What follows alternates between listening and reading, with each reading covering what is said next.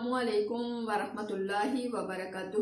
میری عزیز بہنوں بیٹیوں، میں آپ کے لیے دلی خلوص کے ساتھ دعا گو رہتی ہوں اور آپ کی دعاؤں کی میں محتاج ہوں۔ اللہ تعالیٰ سب کو صحت میں برکت دے اور دین پہ ثابت قدم رکھے۔ تو میری عزیز بہنوں بیٹیوں، آج سے کی حدیث پاک ہے کہ منافقین کی کتنی علامات ہیں۔ تو میری عزیزہ، منافقین کی 4 علامات ہیں، جس میں یہ چاروں عادتیں ہوں گی تو وہ منافق ہی کہلائے گا۔ یہ بہت بری خصلت ہے، اللہ تعالیٰ ہمیں چھوڑنے کی توفیق عطا فرمائے۔